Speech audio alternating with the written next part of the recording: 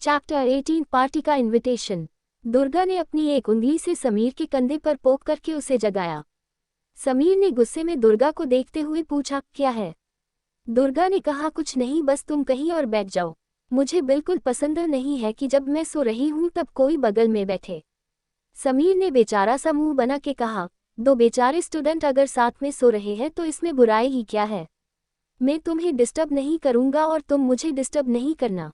दुर्गा ने अपने गुस्से पर काबू करते हुए कहा, समीर तुम मुझे गलत समझ रहे हो। मैं अब कोई बेचारी स्टूडेंट नहीं हूँ।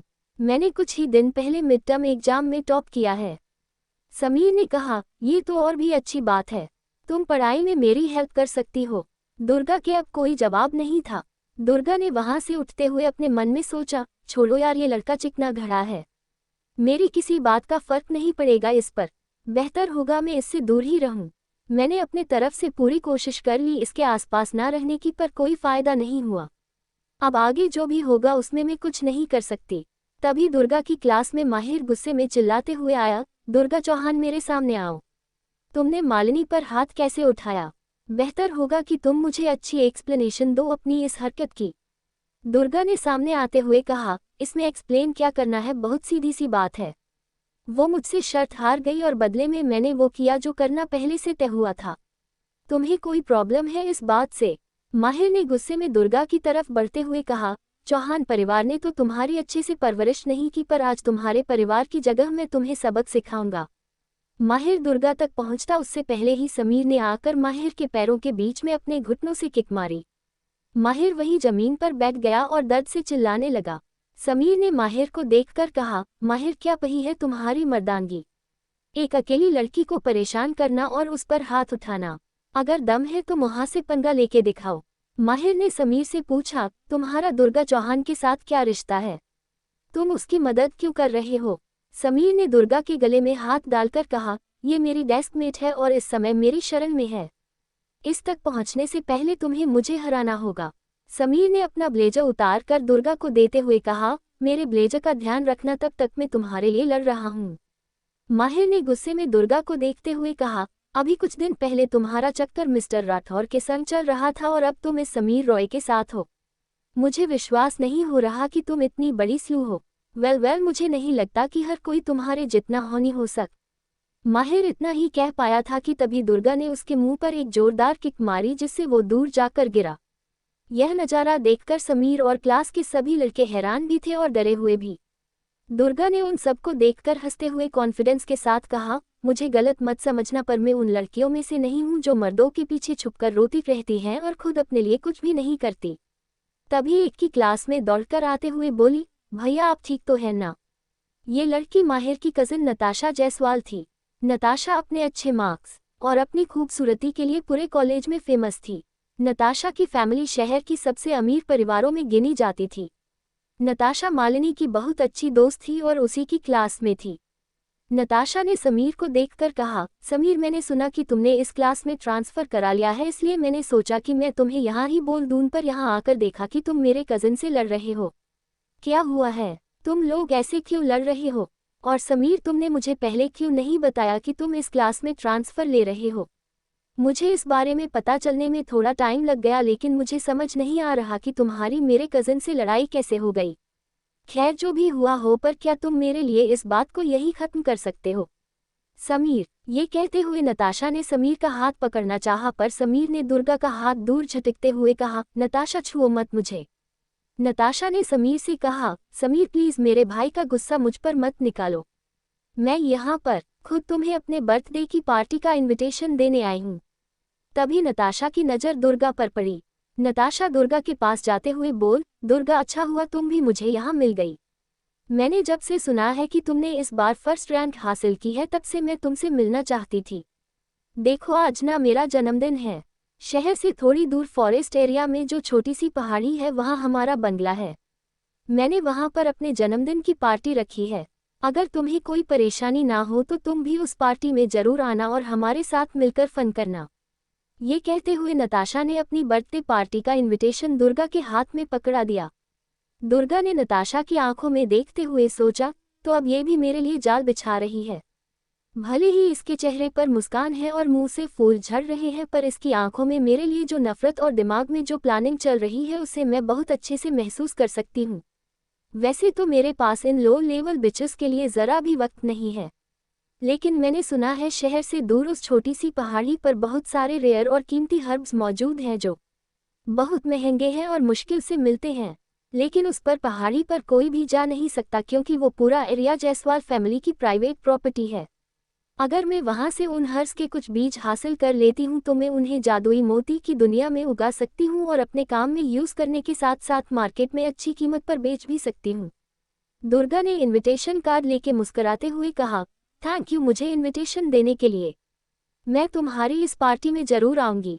ये सुनकर नताशा ने खुश होके जाते हुए कहा, दैट्स ग्रेट। तो शाम को 7 बजे मिलते हैं, बाय। ये कहते हुए नताशा वहां से चली गई। चैप्टर 19 नताशा की पार्टी। नताशा के जाने के बाद माहिर भी वहां से चला गया। समीर ने अब दुर्गा से कहा, मुझे समझ नहीं आ रहा कि तुम इस नताशा के साथ इतनी अच्छे से क्यों पेश आ रही थी। दुर्गा ने समीर को देखकर कहा, अच्छे से पेश नहीं आती तो क्या करती फिर। समीर ने गुस्से में कहा, तुम्हें उसे भी एक थप्पड़ मारना चाहिए था, बिल्कुल वैसे ही जैसे तुमने अपनी बहन मालिनी के साथ किया। मुझे मालिनी और नताशा जैसी लड़कियों से बहुत नफरत है क्योंकि वो हमेशा भोली और मासूम सूरत बनाकर दूसरों से अपना काम निकलवाने की कोशिश करती हैं। सच कहूँ तो जिस तरह तुमने सबके सामने अपनी बहन को थप्पड़ मारे थे ना, तुम्हारा वो अंदाज मुझे बहुत अच्छा लगा था। लेकिन क्या तुम्हें डर नहीं लगता कि लोग तुम्हारे बारे में बातें बनाएंगे। दुर्गा ने शैतानी मुस्कान के साथ समीर को देखकर कहा, जिसका मुंह में थप्पड़ मार कर आसानी से बंद कर सकती हूँ उसके साथ में बहस करके अपनी एनर्जी और टाइम क्यों वेस्ट करूँ। जहाँ तक बात लोगों की बातों की है तो वो सबके नजरिए पर डिपेंड करता है। जैसे कि तुम्हें और तुम्हारे जैसे लोगों को लगता है कि मैंने बहुत सही किया, वैसे ही बहुत सारे लोगों को लगता होगा कि मैंने बहुत गलत किया। हम सबकी नज़रों में हमेशा सही नहीं हो सकते, इसलिए मुझे कोई फर्क नहीं पड़ता कि लोग मेरे बारे में क्या कहते हैं और क्या सोचते हैं। मुझे बस इतना पता है कि मैं खुद अपनी तरफ से कभी किसी को जानबूझकर नुकसान नहीं पहुंचाऊंगी, पर जो लोग मुझे नुकसान पहुंचाने की कोशिश करेंगे मैं उन्हें छोड़ूंगी भी नहीं। मेरा उसूल है कि मैं पहले से किसी को छेड़ती नहीं हूं, पर जो मुझे छेड़ता है मैं उसे छोड़ती भी नहीं हूं। अगर कोई मुझे एक थप्पड़ मारेगा तो उसके बदले में मैं उसे 10 चप्पड़ मारूंगी। ये कहते हुए दुर्गा वहां से चली गई। समीर ने जाती हुई दुर्गा को देखकर सोचा, ये सिचुएशन थी और भी ज्यादा इंटरेस्टिंग होती जा रही है। ऐसा लगता है जैसे दुर्गा चौहान में कोई जादू है। जितना ज्यादा मैं उसके करीब जा रहा हूँ उसे उतना ही ज्यादा जानने का मन होता जा रहा है। मालिनी की क्लास। नताशा ने क्लास में वापस आते ही सबसे पहले मालिनी के पास जाकर उसे एक थप्पड़ मार दिया। मालिनी ने हैरानी से नताशा से पूछा, नताशा तुमने मुझे थप्पड़ क्यों मारा? अचानक से तुम्हें इतना गुस्सा क्यों आ रहा है? नताशा ने गुस्से में कहा, तुम मुझसे पूछ रही हो कि मुझे गुस्सा क्यों आ रहा है?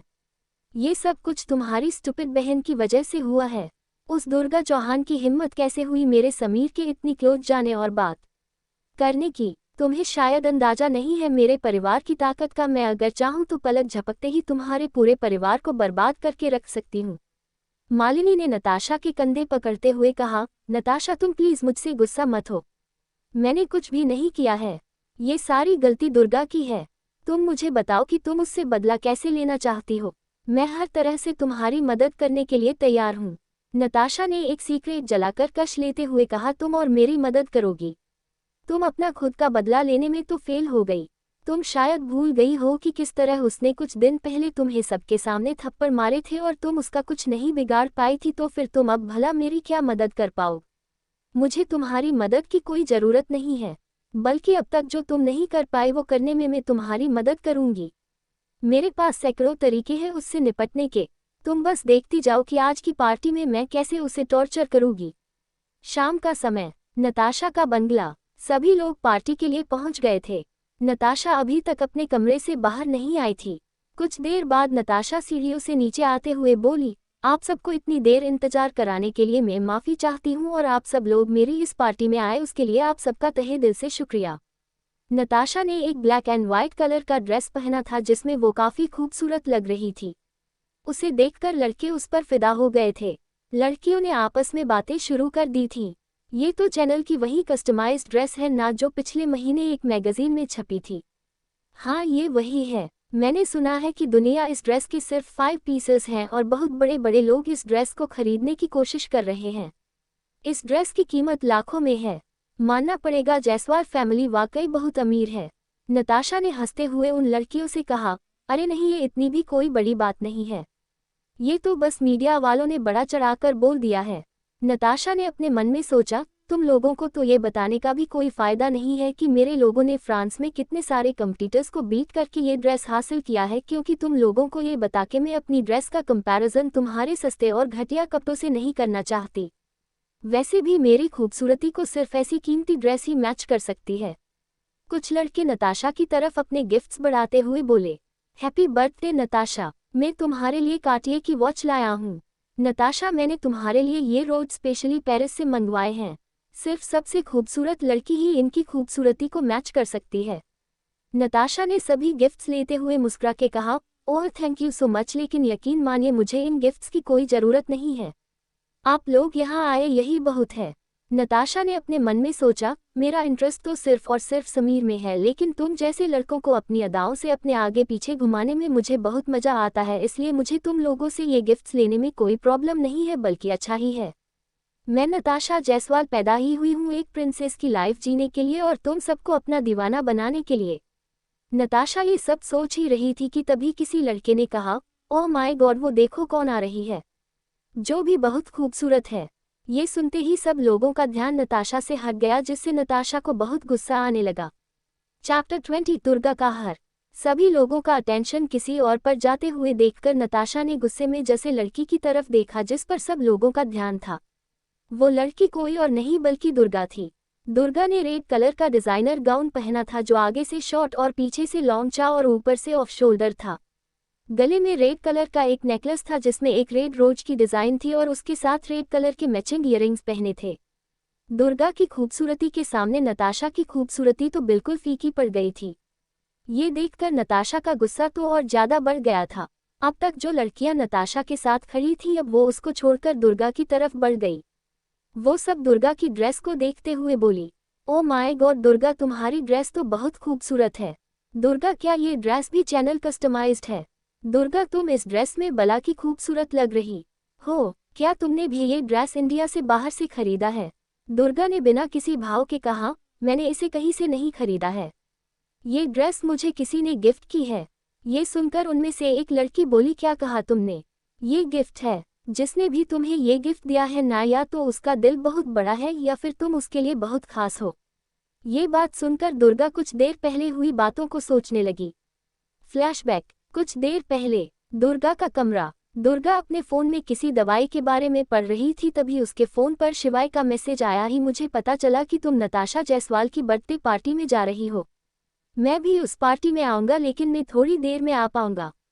तुमने कुछ दिन पहले मेरे जहर को कंट्रोल करने में मेरी मदद की थी, उसके लिए मैंने विशाल से कहकर तुम्हें एक बैंक यू गिफ्ट भिजवाया है।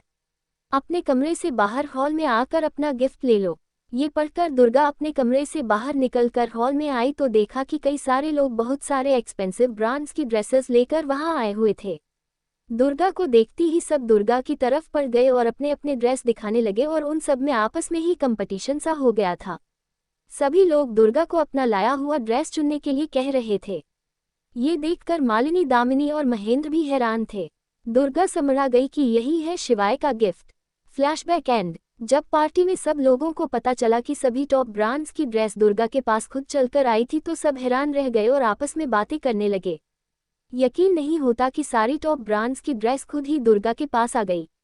वो दुर्गा को इतनी कीमती ड्रेस के बीच में से अपने लिए ड्रेस चुनने का मौका मिला, जबकि बाकी लोगों को लाइन लगाकर भी नसीब नहीं होती है। इसे कहते हैं असली रिच लेडी।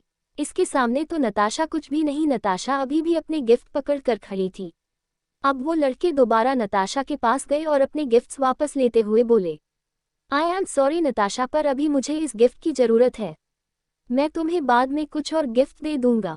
नताशा, अभी तुम्हें कह रही थी ना कि तुम्हें उसकी ज़रूरत नहीं है, तो अब तुम इसे वापस दे दो। नताशा का मुंह तो हैरानी से खुला रह गया। अब वो सभी लड़के अपने गिफ्ट लेकर दुर्गा के आगे गए और उसे देते हुए कहने लगे, मिस दुर्गा चौहान, क्या तुम मेरी दोस्त बनोगी? जो प्लीज़ तुम पीछे हटो, मैं यहाँ पहले आया था इसलिए दुर्गा मेरी दोस्त बनेगी। ये सब देखकर नताशा ने गुस्से में सोचा, दुर्गा चौहान, तुम्हारी इतनी हिम्मत कि तुमने मेरी पार्टी में आकर मेरा ही अटेंशन छीन लिया। तुमने पार्टी में आते ही मेरा पूरा मूड खराब कर दिया। जो लोग अभी तक मेरे आगे पीछे घूम रहे थे, तुमने उन्हें अपने आगे पीछे घुमाना शुरू कर दिया। आज मैं तुम्हें नहीं छोड़ूंगी। इन सब लोगों को मेरे आगे पीछे ही घूमना होगा। मेरे होते हुए यहाँ किसी और की खूबसूरती का जादू नहीं चल सकता। नताशा ने दुर्गा के पास जाते हुए कहा, हे दुर्गा, मुझे बहुत अच्छा लगा कि तुम यहाँ आए हो, लेकिन अभी तक सारे गेस्ट आए नहीं हैं, इसलिए पार्टी शुरू होने में अभी थोड़ा वक्त लगेगा। मैं सोच रही हूँ कि तब तक क्यों न हम लड़कियाँ हाइड एंड सीक खेलें। इससे थोड़ा समय भी कट जाएगा और बचपन की कुछ यादें भी ताज़ा हो जाएंगी। दुर्गा ने अपने मन में सोचा तो एक क्राफ्टरी बिच अपने पजे बाहर निकालने के लिए बेसन हो रही है। दुर्गा ने मुस्कुराकर कहा, जरूर, तो बताओ कैसे खेलने वाले हैं हम यहाँ हाइड एंड सीक। कुछ देर बाद पहाड़ी पर जंगल के बीच नताशा की कार जंगल के बीच में आकर रुकी। नताशा ने दुर्गा को कार में से उतरने के लिए कहा तो वो उतर गई। नताशा ने कार के अंदर बैठे हुए ही कहा, दुर्गा, ये पूरी पहाड़ी मेरे परिवार की प्राइवेट प्रॉपर्टी है। मैंने अपनी सभी दोस्तों को इस पहाड़ी पर जगह जगह छोड़ा है। तुम्हें यहाँ पर छोड़ रही हूँ। अब तुम सबको मेरी छोड़ी हुई जगह पर छुपने की जगह ढूंढकर छुपना है। मैं तुम सबको एक एक करके ढूंढूंगी। तुम भी कोई अच्छी सी जगह देखकर छुप जाओ। मैं बहुत जल्दी तुम्हें ढूंढने आऊंगी। इतना कहकर नताशा अपनी कार में वहां से चली गई। दुर्गा ने नताशा की जाती हुई कार को देखकर कहा, लगता है ये लोग मुझे यहाँ अंधेरे में जंगल में छोड़कर डराना चाहते हैं। वेल, कोई भी मामूली लड़की इतनी रात को इन जंगलों में पक्का डर जाएगी, लेकिन मैं दुर्गा चौहान कोई मामूली लड़की नहीं हूँ। मैं जिस दुनिया से आई हूँ वो दुनिया जादुई जरूर थी, पर इस दुनिया की तरह मॉडर्न नहीं थी। वहाँ हर किसी को जंगल और जानवरों के बीच ही रहना होता था। मैं रोज इससे भी ज्यादा घने जंगलों में से जड़ी बूटियां लेने जाती थी। अपनी उस जिंदगी में मैं टाइगर तक को पाला है। जो जिंदगी में जी कर आई हूँ उसके सामने ये पहाड़ी और यहाँ का जंगल तो कुछ भी नहीं है। बल्कि ये तो मेरे लिए एक बहुत अच्छा मौका है यहाँ से कीमती जड़ी बूटियां ढूंढकर अपने साथ ले जाने का। दुर्गा जंगल में घूम घूम कर जड़ी बूटियां ढूंढने लगी और उन्हें तोड़ने लगी। वो जड़ी बूटियां तोड़ ही रही थी कि तभी उसे किसी की आवाज़ सुनाई दी। वो आवाज़ उसे जानी पहचानी लगी और उस आवाज़ से वो घबरा गई। दुर्गा ने पीछे मुड़कर देखा तो उसे एक सांप नजर आया। सांप को देखकर दुर्गा को याद आया कि भले ही उसे टाइगर से डर नहीं लगता, पर सांप उसकी जिंदगी का सबसे बड़ा डर है। सांप इकलौता ऐसा जानवर है जिससे वो डरती है। सांप को वहां देखकर दुर्गा बहुत ज्यादा घबरा गई।